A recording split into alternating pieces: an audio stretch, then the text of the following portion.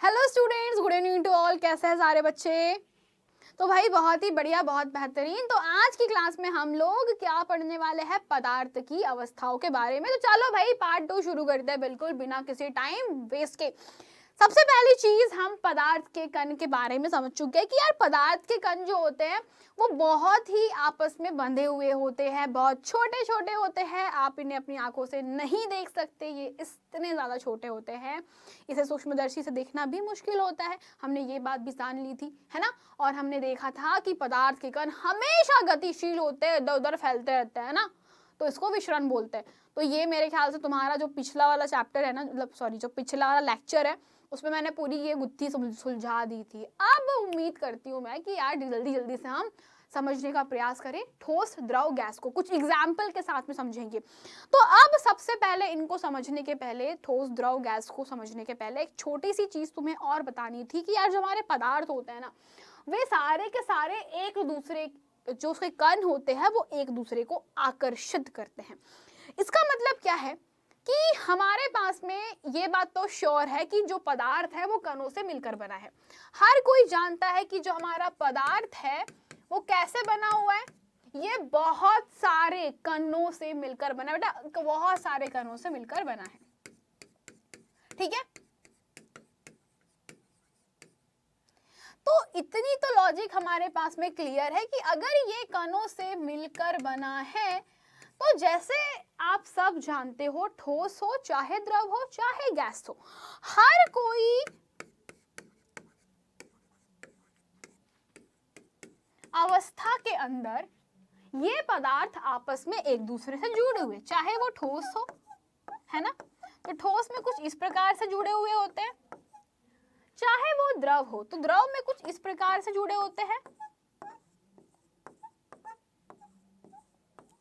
और अगर बात करूं मैं गैस की तो गैस में वो कुछ इस प्रकार से जुड़े होते हैं।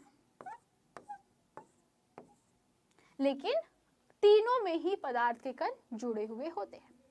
अब होता क्या है बेटा कि आप सबको एकदम से समझ में नहीं आता मैम कि क्या ये कण एक दूसरे को आकर्षित कर रहे हैं, कैसे कर रहे हैं।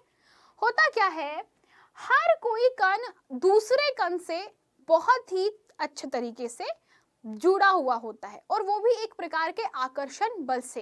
यानी कि हर पदार्थ के कणों के बीच में एक आकर्षण बल कार्य करता है जो इन्हें आपस में जोड़े रखता है। आप लोग देख सकते हो ठोसों में ये आकर्षण बल बहुत ही ज्यादा कैसा होता है, प्रबल होता है।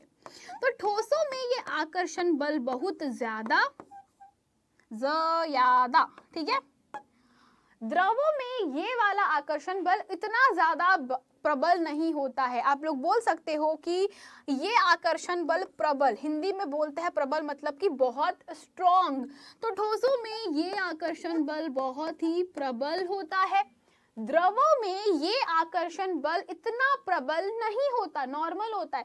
तो यह बेटा आकर्षण बल थोड़ा कम प्रबल होता है।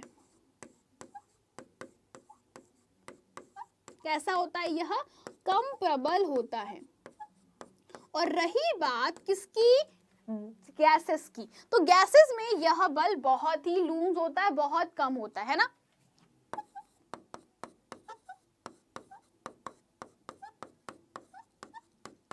तो यहां से हम लोगों ने क्या निष्कर्ष निकाला, हम सभी लोगों ने एक निष्कर्ष तो निकाल लिया है कि हमारे पास में पदार्थ जो है वो कणों से मिलकर के बना हुआ है। दूसरी पदार्थ जो है वो पदार्थ के जो कण होते हैं आपस में गतिशील होते हैं। और हमारे पास में पदार्थ की तीन अवस्था जो हमें आज की क्लास में पढ़ना है, ठोस द्रव गैस, उनके बारे में हम डिटेल में समझेंगे। बस अभी इतना जानना है कि पदार्थ के जितने भी कण हैं वो आपस में एक दूसरे को बड़े ही अच्छे से बांध कर रखे हुए हैं। और ये बात बिल्कुल सही है कि पदार्थ के कण एक दूसरे को आकर्षित करते हैं, और हर पदार्थ में आकर्षण अलग अलग हो सकता है। चलो कुछ एग्जाम्पल से हम लोग समझते हैं। जैसे कि तुम्हारे पास में ये एक डायग्राम है, ये एक हमारे पास में पिक्चर है, वो वाला एक हमारे पास में क्या है, छोटा सा इमेज है। तीनों इमेज को ध्यान से देखो, बहुत ध्यान से देखो। एक में कैसे है, मस्त एक दूसरे की कमर में हाथ डाल करके खड़े, देखो ये वाली इमेज को ध्यान से देखो, सबके सब एक दूसरे के कमर पे एकदम बिल्कुल आहा मस्त तरीके से हाथ डालकर खड़े हैं। दूसरी इमेज आप लोग देखो जिसमें सिर्फ हाथ पकड़कर खड़े हैं और इसमें सिर्फ टच करके। अब मुझे बताओ किसको तोड़ना आसान है? बंधे तो सब है, सबने एक दूसरे को किसी न किसी तरीके से छू कर रखा है, पकड़ कर रखा है। तो मुझे ये बताओ कि इन तीनों में से किसे तोड़ना आसान होगा? पहले वाले को, इसको नाम दे देती हूं वरना आप कंफ्यूज होगे।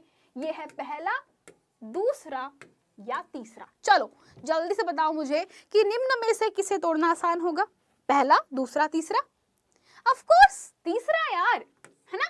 तीसरे वाले में दोनों को जोड़ा, आप लोग देख सकते हो दोनों आपस में जुड़े हुए, लेकिन इनको तोड़ना बहुत आसान है।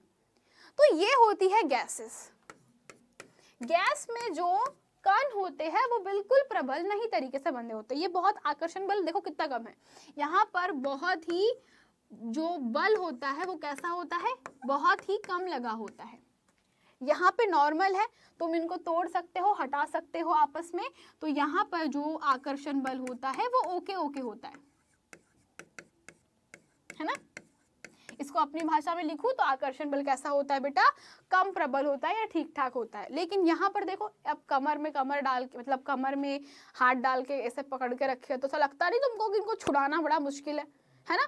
तो यहाँ से ये बात तो पक्का पता चल चुकी है, अगर तुम किसी के कमर पे हाथ डाल के खड़े हो रहे हो मतलब तुम्हारे बहुत ही क्लोज है वो, है ना। अगर तुम किसी के कंधे पर, कमर में हाथ डाल रहे हो बेटा, ये श्योर बात है कि वो बंदा तुम्हारे बहुत क्लोज है, तभी तुम कर पा रहे हो। तो वहाँ पे जो बल होता है, जो दोस्ती होती है, जो रिलेशनशिप होता है, वो भी बड़ा स्ट्रांग होगा। फिर हमारे पास में जहाँ हाथ पकड़ा, तो ये नॉर्मल हमारे स्कूल के फ्रेंड हो गए, यार चलो हाथ पकड़ के घूम लेते हैं। लेकिन ये जो है बिल्कुल अजनबी टाइप का होता है, एकदम बिल्कुल लूज होता है इनका बल, है ना।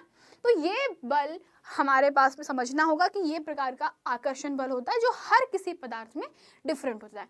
इसे एग्जाम्पल से समझते हैं। आपको 3 चीजें लेनी है, एक लोहे की कील, एक चौक का टुकड़ा और रबर बैंड। अब करना क्या है, एक पर हथौड़ा मारना है, तो लोहे की कील पर हथौड़ा मारना है, चौक के टुकड़े को काटना है और रबर का जो बैंड है उसको खींचना है। क्या करना है, लोहे पे कील मारना है, लोहे की कील पर हथौड़ा, चौक को काटना है और रबर बैंड को तोड़ना है।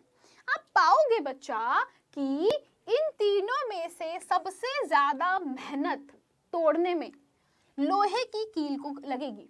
अरे यार मेरे पास में लोहे की कील है, रबड़ है, चौक का टुकड़ा है, तो इनमें से सबसे ज्यादा मेहनत अगर किसी को तोड़ने में लगती है वो लोहे की कील है। इतने आसानी से तो नहीं टूटेगी। इसका मतलब क्या है कि लोहे की कील सबसे प्रबलता से बंधी हुई है। लोहे की जो कील है उसके कण कैसे है बेटा, लोहे की जो कील है उसके कण बड़े ही प्रबलता से बंधे हुए हैं। ठीक है ना, ये बहुत ही प्रबलता से बंधे हुए हैं। देन आप लोग देख सकते हो, ठीक है। दूसरा एग्जाम्पल, अब ये एग्जाम्पल बहुत ही लोकल एग्जाम्पल है, अपने घर का एग्जाम्पल है। पानी को अपन कोशिश करते तोड़ने की, घर पे मैंने बहुत बार किया, 6 छपाक 6 बहुत किया अपन ने। तो पानी का नल होता है, तो हमने क्या करना है बेटा, एक छोटा सा सिंपल सा हमने क्या करना है, एक नल बना लेते हैं, ठीक है। और इस नल की एक टोटी है, ठीक है। अब टोटी को तुमने घुमाया तो यहाँ से क्या निकल रहा है, पानी निकल रहा है, ठीक। अब क्या करना है भाई, अगर ये नल की टोटी से पानी निकल रहा है तो मैं इसमें उंगली डालूंगी, है ना। सुभद्रा मैम को उंगली करने का शौक है वैसे भी, तो यहाँ से नल ओपन किया, यहाँ पर अपन ने क्या करा, उंगली डाली। तो तुम देखना जैसे उंगली डालोगे ना तो तुम्हारा जो पानी है वो रुक जाएगा, लेकिन कटता नहीं है। तुम काट के देखना इसको, तुम चाकू से, आरी से पानी को काट के देखना क्या कटता है क्या वो। ऐसा कभी नहीं होता बेटा। जल की धार को आप अपनी उंगली से काट के देखिए, क्या वो कटेगी, नहीं कटती। दैट मीन्स कि जल की धारा इसीलिए नहीं कट रही क्योंकि ऑफ कोर्स इसके जो कण है वो एक बल से बंधे हुए हैं। ये जो जल के कण हैं वह आपस में आकर्षण बल से बंधे हैं। इसीलिए बेटा आप इसको काटना तो चाह रहे हो लेकिन हर बार ये आपस में जुड़ जाता है। सबसे अच्छा एग्जाम्पल आकर्षण बल को समझने का पानी ही होता है। पानी को आसानी से तुम पढ़ सकते हो बेटा, पानी को समझना बहुत आसान है। तो पानी को तुम देखोगे हमेशा वो अपने आसपास के कणों को एकत्रित करके चलता है, ठीक है। और अगर तुम नल की टोटी में से हाथ काट लोगे तब भी बेटा उसका जो पानी की धारा है वो नहीं कटती, वो अलग नहीं होती, वो धारा जैसी की वैसी होती है, निरंतर होती। क्यों? क्योंकि आसपास के कण पानी के जुड़ जाते हैं, तो आकर्षण बल होगा तभी तो जुड़ेंगे, नहीं रहता तो जुड़ते क्या? सिंपल। तो इसी तरीके से हमने देखा कि हमारे पास में तीनों क्रियाकलाप बताते हैं कि पदार्थ के कणों के बीच में एक बल काम करता है। यह बल कणों को एक साथ में रखता है और इस आकर्षण बल का सामर्थ्य प्रत्येक पदार्थ में अलग अलग होता है। बेटा ये बात याद रखिएगा कि हर किसी पदार्थ में, चाहे वो लोहा हो, तांबा हो, चांदी हो, सोना हो, या फिर आप पानी की बात कर लीजिए, कोयले की बात कर लो, ग्रेफाइट की, हीरे की, हर किसी पदार्थ की बात करो बेटा, हर किसी पदार्थ के लिए आकर्षण बल का मान अलग अलग होता है। ओके, यहां तक के क्लियर सबको? जल्दी से बोलो भाई, यहां तक तो सबको क्लियर हो चुका होगा। चलो तो अब बात करते हैं पदार्थ की अवस्थाएं, आपकी फेवरेट। तो अब हम अवस्था को पढ़ने के पहले सबसे पहले ठोस की बात करते हैं। हम सभी जानते हैं पदार्थ की 3 अवस्थाएं होती है, ठोस, द्रव और गैस। जिन बच्चों के दिमाग में, जो हमारे एक्स्ट्रा ऑर्डिनरी बच्चे हैं, जिनके दिमाग में चल रहा होगा कि मैम प्लाज्मा है ना, तो मैं बता दूं प्लाज्मा भी एक स्टेट है, पर चूंकि हमारी एनसीईआरटी काफी पीछे है, उनके हिसाब से अभी भी हमारे पास में 3 ही अवस्था है, ठोस, द्रव, गैस। तो हमको ये 3 ही पढ़नी है, सिलेबस से ज़्यादा नहीं मतलब भगना है आगे, क्योंकि जब बड़ी क्लास में जाओगे ऑटोमेटिकली प्लाज्मा सब मिल जाएगा तुमको, है ना। इतना सर मत अपना घुमाओ, हमारे को सिर्फ 3 अवस्था पढ़नी है, ठोस, द्रव, गैस। ठोस क्या होते हैं? एक सिंपल सा एग्जांपल, एकदम बिल्कुल बच्चों वाला एग्जांपल है। हाँ तुम बच्चे ही हो, पर एकदम बिल्कुल जो पहली दूसरी के बच्चे होते हैं ना, वो भी ज्यादा बोल जाए, KG1 के बच्चे। तो KG1 के बच्चे को भी पता है कि पेन कैसा दिखता है, किताब कैसी दिखती है, गोला क्या होता है, वृत्त क्या होता है, उसको सब पता है। कैसे? कैसे पता है भाई, कैसे?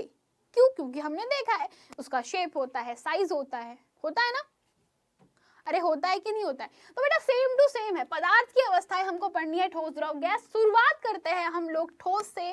तो अब एक छोटा सा आपको एक्सपेरिमेंट करना है कि हमको कुछ चीजें एकत्रित करनी, जैसे कि पेन, किताब, सुई, लकड़ी इत्यादि। अब क्या करना है, एक कॉपी पर आपको इसकी ड्राइंग करनी है, यानी कि आप देखोगे एक कॉपी पर जब आप बनाने जाओगे, इसको उतारोगे तो बेटा प्रॉपर तरीके से ये कॉपी के ऊपर बनने लगता है।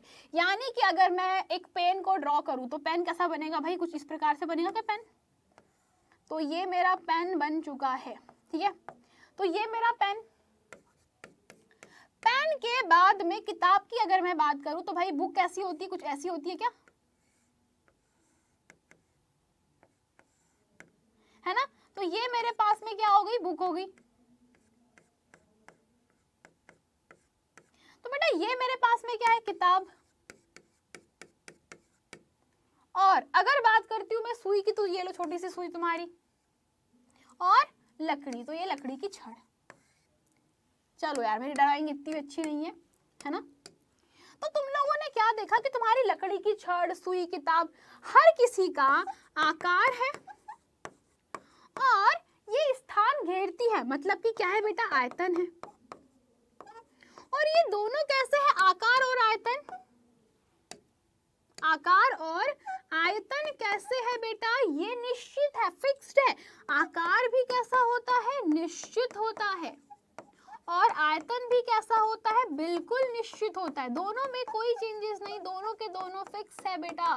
कैसे है? दोनों के दोनों फिक्स है, आकार भी निश्चित है, आयतन भी निश्चित है। बस अब एक चीज बताओ मुझको कि अगर किसी वस्तु का आकार निश्चित है, आयतन निश्चित है, तो क्या वो ठोस कहला सकता है? बिल्कुल बेटा, ये पदार्थों को हम क्या कहते हैं? ठोस कहते हैं। तो अब मैं यहाँ पर ठोस की परिभाषा लिखती हूँ। तो ठोस पदार्थ वे पदार्थ होते हैं, है ना, वे पदार्थ जिनका आकार और आयतन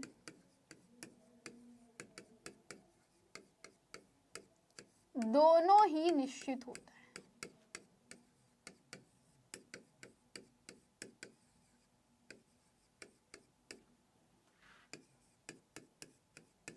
ठीक है, ठोस पदार्थ कहलाते हैं। एग्जाम्पल हम लोग लिख लेते हैं उदाहरण के लिए बेटा।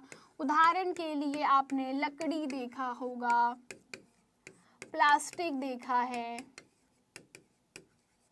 आप सभी लोगों ने लोहा, स्टील, तांबा, चांदी, हीरा, मोती, जवाहरात सब देखा है। तो इत्यादि कर देती हूँ इसको मैं। तो इत्यादि जो है बेटा वो क्या है, हमारे ठोस पदार्थ होते हैं। अब क्वेश्चन आता है कि क्या रबर, चीनी, स्पंज ये पदार्थ भी ठोस है? अब क्वेश्चन सबसे बड़ा यही है कि क्या ये पदार्थ भी ठोस कहलाते हैं क्या?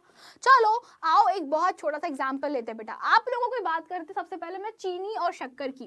जैसे कि कुछ पाउडर्स की बात करती हूँ मैं। कुछ पाउडर जैसे कि आप लोगों ने देखा होगा मैदा, आटा, रेत, है ना। तो मैदा, आटा, रेत, चीनी मतलब कि शक्कर, आपकी शुगर अंग्रेजी में, नमक इत्यादि जो ऐसे पदार्थ होते हैं जैसे कि मैदा हो गया, आटा हो गया, तो क्या ये भी ठोस है? एक बहुत बड़ा क्वेश्चन होता है, बच्चे लोग बिल्कुल कंफ्यूज होते हैं कि मैम क्या ये भी पदार्थ ठोस में आते हैं? तो बेटा बिल्कुल ठोस में आते हैं। अब ठोस क्यों है? क्योंकि मैदा बहुत सारे आटे के, गेहूं के बहुत सारे छोटे छोटे छोटे छोटे टुकड़ों का समूह है। पाउडर जो होता है बेटा वो कणों का समूह होता है। पाउडर क्या होता है बेटा? वो कणों का समूह होता है। तो समूह है मतलब कि हमारे ढेर सारे ठोस कण अलग अलग तरीके से एक समूह में है। कैसे है बेटा? ठोस कणों का समूह। पाउडर क्या होता है? वह ठोस कणों का समूह होता है। और अगर वो ठोस कणों का समूह है तो बेटा ग्रुप है। इसका मतलब ये है कि ये बिल्कुल आप इंडिविजुअल मतलब एक अकेले कण को देखोगे, मतलब ये है बेटा कि जो एक अकेला कण होता है ना, तो एक अकेला कण इसका कैसा होता है? ठोस होता है। तो भाई ये ठोसों का ग्रुप है। जो पाउडर होते हैं वो ठोस का ग्रुप होता है, वो ग्रुप ऑफ ठोस होता है। ठीक है, ये क्या होता है? ग्रुप होता है, ग्रुप। तो इसी तरीके से बेटा आप कह सकते हो कि शुगर यानी चीनी, शक्कर जिस बर्तन में डालते हो वैसी ढल जाती है, लेकिन इनके बस बेटा इंडिविजुअल, इनके ये देखो ये एक कण है ना, ये भी कण है, ये भी कण है, ये भी कण है। तो ये हर कोई कण जो होता है वो आपस में ढेर सारे ग्रुपिंग करता है, वो ढेर सारे कणों को लेकर आता है, तब जा करके वो क्या होता है 1 किलो 2 किलो हमारी जो चीनी है वो हमको मिलती है। तो बेटा ये कण कैसे होते हैं? ठोस ही होते हैं, इसमें कोई डाउट नहीं है। बात करते हैं रबर की। रबर बैंड को बेटा आप फैला लेते हो, रबर बैंड को फैलाया जा सकता है और इसे सिकोड़ा भी जा सकता है। तो ये बात कैसे? जब आप इस पे बल लगाते हो, है ना, बल लगाते हो मतलब कि मैंने इसको खींचा, तो खींचना एक बल होता है। तो मैंने जब बल लगाया तो ये एक्सपैंड होती है, इसके जो कण होते हैं वो दूर दूर हो जाते हैं। हाँ जी, इसके कण जो है तो है ना, इसके अंदर जो कण होते हैं रबर के अंदर के कण, जब आप इसको खींचते हो बेटा तो कण काफी दूर दूर दूर दूर दूर दूर हो जाते हैं। और जैसे आपको पता है कि कणों के बीच में आकर्षण बल लगता है, तो जैसे ही आप इसको छोड़ते हो तो ये आकर्षण बल इसको वापस से अपनी जो स्थिति है उसमें बदल देता है। तो जब आप रबर को फैलाते हो और छोड़ देते हो तो वो वापस अपनी जगह पर सिकुड़ जाता है। तो इसीलिए बेटा ये क्या कहलाता है? बल, है ना। तो इसे हम क्या कह सकते हैं कि ये हमारा जो रबर बैंड है वो कैसा है? ये भी ठोस है। Same to same sponge, sponge को आपने देखा होगा, तो क्या ये भी ठोस है क्या? मैम इसको तो हम दबा देते हैं तो ये पिचक जाता है। तो बेटा पिचकता इसीलिए है क्योंकि इसके बीच में बहुत सारी हवा भरी होती है। जो फोम होता है ना, फोम में ढेर सारी हवा भरी होती है, और जब आप इसको पिचकते हो तो क्या होता है बेटा? हवा निकल जाती है और वो अपने शेप में आ जाता है, उसका शेप बदल जाता है। तो इसीलिए ये भी ठोस है। तो ये तीनों ही इस प्रकार के मटेरियल ठोस में आते हैं। तो कोई भी बच्चा ये मत सोचे कि प्लास्टिक की पतली सी पन्नी जो है वो ठोस है कि नहीं है। भाई पन्नी है, उसका शेप है, साइज है, आयतन है, और सब के सब फिक्स्ड है, तो ये क्या होगा? ठोस होगा। ठीक है, बढ़िया। तो अब बात करते हैं द्रव अवस्था। अब द्रव अवस्था समझो बेटा, इसमें क्या होता है कि इसमें आयतन तो निश्चित होता है, ठीक है, पदार्थ का आयतन निश्चित होता है, लेकिन आकार अनिश्चित होते हैं। इसका मतलब क्या होता है बेटा, आकार फिक्स्ड है, सॉरी इसका जो आयतन है वो फिक्स्ड है। इसको एक एग्जांपल से समझते हैं। एग्जांपल मैंने लिखा हुआ है, मैंने क्या करना है, इतना पढ़ने की जरूरत नहीं है, तुम लोग उसको स्किप भी कर सकते हो, नहीं पढ़ना है मत पढ़ो, मैं तुमको बता दे रही हूँ। मैंने क्या कर दिया बेटा, मैंने कुछ ना ऐसे द्रव लिए, मैंने कुछ लिक्विड लिए, जैसे कि मेरे पास में यहाँ पर है तेल, तेल के बाद में मैंने थोड़ा सा अल्कोहल ले लिया, अल्कोहल के साथ में मैंने पानी ले लिया, मैंने जो अपन बर्तन धोते हैं वो वाला डिश वॉश ले लिया, और मैंने कोई सीरंज ले लिया, मतलब सिरप ले लिया, जैसे कि चीनी घुली हुई पानी वगैरह मैंने लेकर रखा है। तो मैंने क्या किया, मैंने नापा और ये सबको मैंने एक जैसा नापा। नापा का मतलब होता है मैंने इनको एक जैसे आयतन में लिया है। तेल का आयतन भी 50 ml है, मान लीजिए इसका 50 ml, इसका भी है 50 ml। बेटा आपका जो अल्कोहल है वो भी 50 ml है, पानी आपका 50 ml है, आपका जो बर्तन धोने वाला जो लिक्विड है वो भी 50 ml है, और ये सबका मैंने क्या कर लिया, एक फिक्स मान 50 ml ले लिया है। मैंने क्या कर दिया बेटा, 50 ml, मैंने क्या कर दिया, 50 ml के अलग अलग द्रव लिए हैं, और इन अलग अलग द्रवों को क्या कर दिया है, मैंने इनको जमीन पर उड़ेल दिया। मैंने क्या कर दिया, जमीन पर उड़ेल दिया। तो तुम देखना बेटा, जब तुम ऐसा करते हो, तुम्हारे पास में जो द्रव को जिस बर्तन में डालोगे वैसा शेप ले लेता है। पानी को तुम इसमें डालो या उसमें डालो, सेम टू सेम शेप ले लेगा, और जब तुम उसे जमीन पर गिराओगे तो हर किसी गिरने वाले द्रव का आकार अलग अलग होगा। बस क्या निश्चित है, आयतन जो मैंने मापा था ना, जैसे मान लो मैंने एक गिलास तेल लिया, एक गिलास पानी लिया, एक गिलास मैंने कुछ और, मान लो तुम तेल के अलावा तुमको क्या अच्छा लगता है, तेल के अलावा तुम और क्या ले सकते हो भाई, अपन जूस ले लेते हैं, दूध ले लेते हैं, दूध है ना, दूध बड़ा आसान है समझना। तो अपन दूध ले लेते हैं एक गिलास तेल लेते हैं, और एक गिलास अपन पानी लेते हैं, और तुम तीनों को एक एक गिलास को लेकर के गिरा देना, नीचे फैला देना। तुम देखना तेल ज्यादा नहीं फैलता गिरने के बाद, लेकिन दूध और पानी बहुत ज्यादा फैलता है। जिसमें से पानी बहुत फैलता है, दूध थोड़ा कम फैलता है। तो बेटा इससे तुमने निष्कर्ष निकाला कि द्रव थे पूरे एक एक गिलास के, तीनों एक एक गिलास के थे, लेकिन फैलने के बाद सबका आकार बदल गया। तो आकार कैसा है, अनिश्चित। कौन फिक्स्ड है यहाँ पर, आयतन है ना, एक एक गिलास क्या है, उनका आयतन है, वो क्या कर रहा है, जगह घेर रहा है। 50 ml क्या है, उनका आयतन है, लीटर मिलीलीटर, याद है ना ये बात, लीटर मापते हैं हम लोग, द्रव को लीटर में मापते हैं ना, अरे द्रव को लीटर में मापा जाता है, तो मिलीलीटर क्या होता है, वो लीटर का हिस्सा है ना, उस मिलीलीटर का बेटा एक हिस्सा जो होता है वो मिलीलीटर होता है, ठीक है। तो बेटा इस तरीके से हमने देखा कि आयतन निश्चित होता है लेकिन आकार अनिश्चित, जिस बर्तन में डालोगे उसका शेप पकड़ लेता है।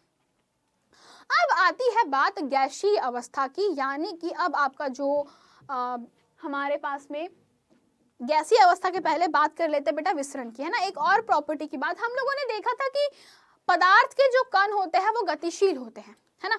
हम सब लोगों ने देखा यार पदार्थ बहुत गतिशील होता है, जो कण होते हैं वो काफी बढ़िया तरीके से मूवमेंट करते हैं, गति करते हैं, और इसी कारण से वो फैल जाते हैं, उसमें क्या होता है, विसरण होता है। तो यहाँ पर बेटा एक एग्जाम्पल से बताया जा रहा है कि जो ठोस होते हैं, ठोसों में या ठोस के कणों में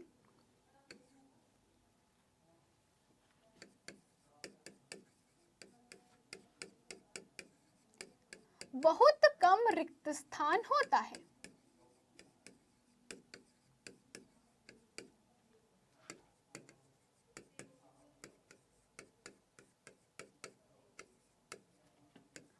द्रवों में रिक्त स्थान ज्यादा होता है,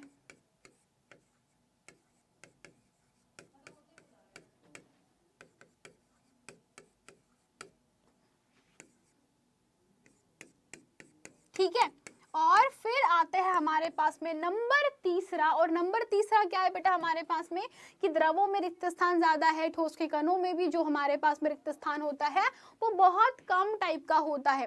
फिर बात आती है तीसरे नंबर की, गैस। तो गैस में भर भर के रिक्त स्थान होता है। गैस कैसी होती है, गैस में या गैस में, आप लोग लिख सकते हो गैसेस में या गैस में, बहुत ज्यादा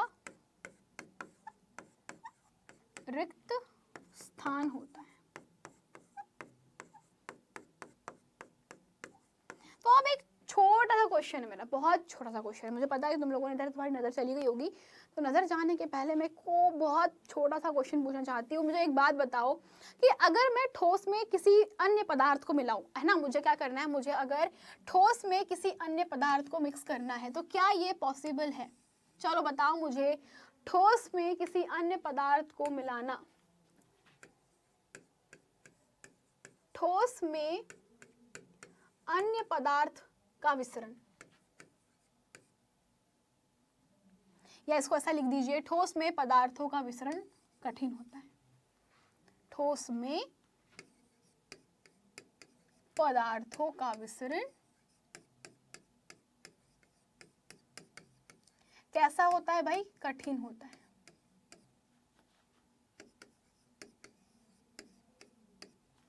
ठोस में कोई और पदार्थ को मिलाना बहुत ही टेढ़ी खीर होती है यार। ठोस के जो कण होते हैं आपस में बहुत चिपके चिपके होते हैं, बहुत कम रिक्त स्थान होता है, तो इसमें विसरण नहीं हो पाता, बहुत कम विसरण हो पाता है। लेकिन बेटा यहाँ पर वही बात बताने की कोशिश करी है कि सारे के सारे जीवधारी अपने जीवन के लिए श्वास लेते हैं। जलीय जंतु जल में घुली हुई ऑक्सीजन के कारण सांस लेते हैं। इस तरह से हम इस निष्कर्ष पर पहुंचते हैं कि द्रव में ठोस, द्रव और गैस तीनों का विसरण संभव है। इसका मतलब यह है कि द्रवों में अन्य पदार्थों का विसरण हो सकता है।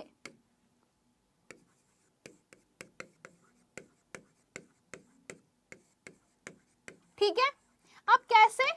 जरा ध्यान से समझिए बच्चों, बहुत ध्यान से समझने की कोशिश करो कि द्रवों में कोई भी अन्य पदार्थ, जैसे तुम लोग देखते हो कि हमारे जितने भी जलीय जीव जंतु है वो पानी में घुली हुई ऑक्सीजन को ग्रहण करते हैं, यही होता है ना। और अगर मैं किसी पानी के अंदर चीनी कैसी है? ठोस है, तो पानी में मैं चीनी को आसानी से घोल सकती हूँ, बहुत इजी तरीके से मैं क्या कर सकती हूँ? घोल सकती हूँ। तो क्या देखते हैं बेटा हम कि पानी के अंदर जो ठोस है वो घुल जा रहा है, द्रव में ठोस मिल जा रहा है, द्रव में गैस मिल जा रहा है।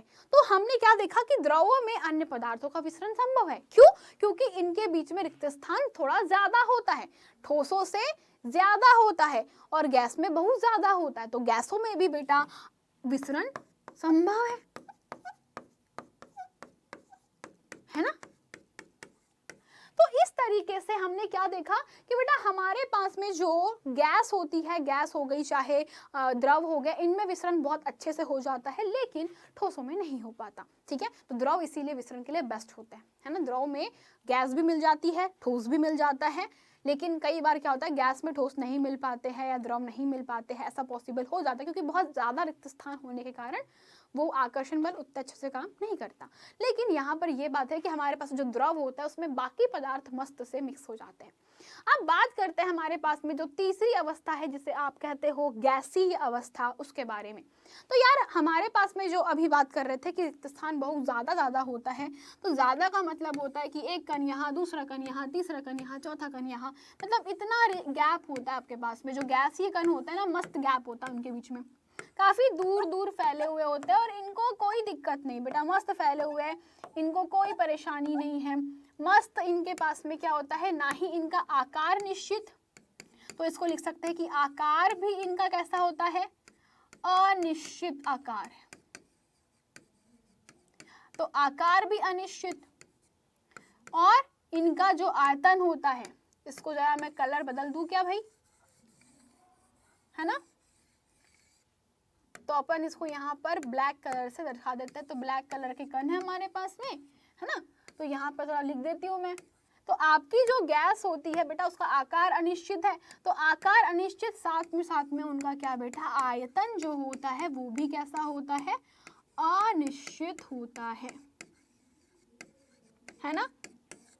तो अब आप सभी लोगों ने हमारे पृथ्वी के ऊपर उपस्थित वायुमंडल को भी देखा होगा। आप लोग देख सकते हो बेटा जो गैसीय अवस्था होती है पदार्थ की, इसमें चाहे ऑक्सीजन हो, नाइट्रोजन हो और चाहे कोई अदर गैस क्यों ना हो, आप खुद देख लीजिए, हमारे पृथ्वी के ऊपर लगभग 10,000 किलोमीटर तक हमारा वायुमंडल है। समझ रहे हो कितना? 10,000 किलोमीटर तक हवा ही हवा है और उसमें ढेर सारी गैसों का मिश्रण है। सबसे ज्यादा नाइट्रोजन पाई जाती, कितनी परसेंट बेटा? 70। बताइए, हमारे पास में जो नाइट्रोजन होती है वो लगभग 71% के अप्रॉक्स होती है। 28% हमारे पास में हमारी ऑक्सीजन और बाकी के जो 78% नाइट्रोजन, 21% ऑक्सीजन, 1% हमारे पास में क्या होती है? कार्बन डाइऑक्साइड होती है और अदर गैसेस होती है। तो तुम खुद सोच लो यार कि हमारी जो पृथ्वी है उसमें इतनी गैसेस है लेकिन कितना स्पेस है। ठीक है, और गैसीय अवस्था के बारे में थोड़ा सा और समझने का प्रयास करते हैं एक बहुत छोटे से एग्जाम्पल के माध्यम से। एग्जाम्पल क्या है? हमें 3 सीरीज लेना है। सीरीज समझते हो? अरे जिससे इंजेक्शन लगाते हैं डॉक्टर साहब, वही वाला सीरीज लेना है। इस सीरीज के अंदर आपको क्या करना है? 3 अलग अलग चीज, जैसे कि पहले वाले में आपने गैस लिया है, पहले वाले को खुला छोड़ दो। अब जो दूसरा वाला जो सीरीज है उसमें आपने क्या करना है? तो दूसरे वाले सिरिंज के अंदर लिया जा रहा है एक दूसरा प्रकार का मटेरियल और वो है आपका द्रव, यानी आपको इसमें भर देना है पानी। ठीक है, और एक तीसरा वाला जो सिरिंज है बेटा, उसके अंदर क्या करना है? उसके अंदर भर देना है आपको चौक का बुरादा। ठीक है,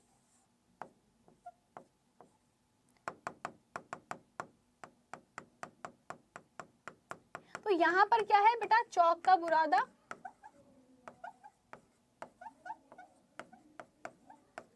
उसके अलावा यहां पर क्या रहेगा बेटा? द्रव।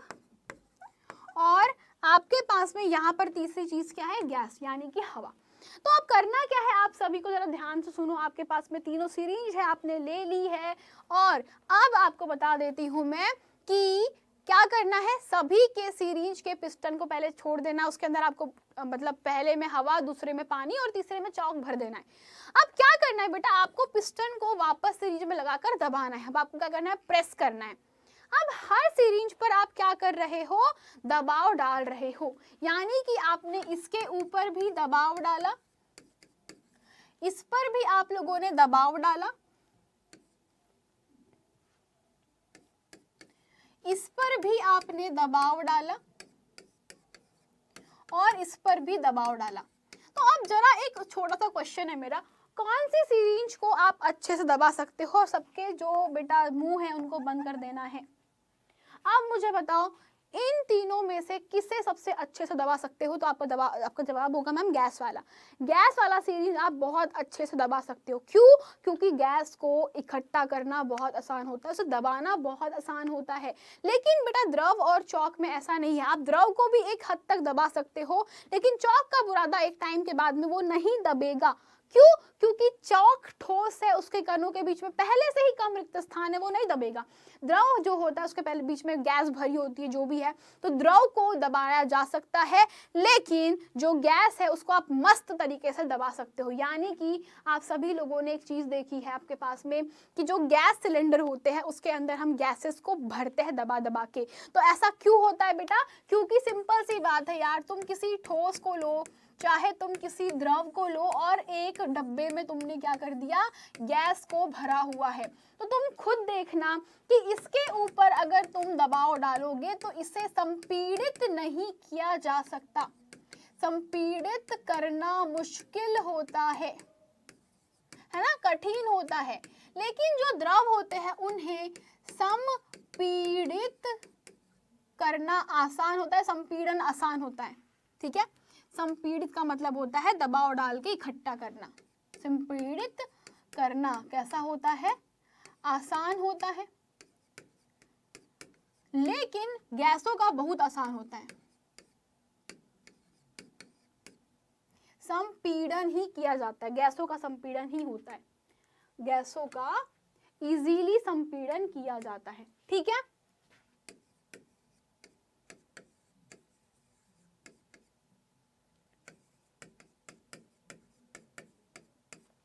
तो इससे बेटा आप लोग कह सकते हो कि हमारे पास में जितनी भी गैसेस होती है कि ठोस एवं द्रवों की तुलना में गैसों की संपीड्यता ज्यादा होती है। आप ज्यादा मात्रा में गैस को दबा सकते हो, ठीक है। और बेटा इसका काफी अधिक होता है। सिंपल सा लॉजिक है, हमारे घरों में खाना बनाने वाली जो गैस होती है जैसे एलपीजी हो गई, या बेटा जो अस्पतालों में ऑक्सीजन वाले सिलेंडर होते हैं, या आप लोग बात कर लो बेटा आजकल के जो गाड़ी होती है उसमें सीएनजी डाली जाती है, तो इनकी संपीड्यता काफी ज्यादा होती है। इनकी जो संपीड्यता का मतलब होता है कि इन्हें काफी आसानी से किसी बर्तन में रख करके अगर दबाया जाए तो वो बहुत अच्छे से दब जाती है, एक जगह इकट्ठी हो जाती है।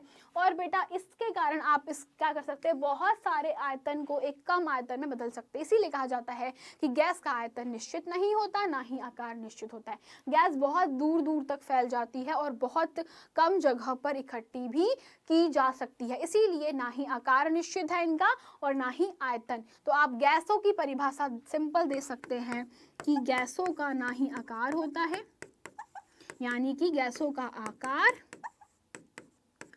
और आयतन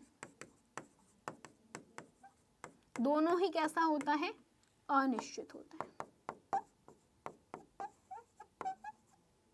ओके, चलिए अब बढ़ते हैं थोड़ा सा आगे। अब हम लोग एक ओवरव्यू ले लेते हैं कि ठोस क्या होते हैं। तो ठोस बच्चों में आपको बहुत अच्छा सा एग्जांपल दे चुकी हम लोगों ने, अब तक जितना पढ़ा है उसके हिसाब से जो ठोस होते हैं वो कैसे होते हैं बेटा, ये सारे के सारे जो ठोस होते हैं इनका आकार निश्चित है ना, इनका आयतन कैसा होता है, आयतन भी निश्चित। हमने देखा कि किस तरीके से ये प्रबल बल से कैसे होते हैं बेटा, एक दूसरे से बंधे होते हैं, है ना। तो हमने क्या सीखा, हमने सीखा तीसरा पॉइंट कि यह प्रबल आकर्षण बंध से बंधे होते हैं, या प्रबल आकर्षण बल से बंधे होते हैं। ओके, तीसरा हमने, चौथा क्या देखा हमने, ठोसों में विसरण कठिन होता है ना। देखा ना हम लोगों ने कि ठोसों में विसरण बहुत कैसा होता है, कठिन होता है। और उसके बाद हम लोगों ने क्या देखा कि ठोसों में विसरण कठिन है, प्लस इनमें संपीड्यता भी बहुत कम होती है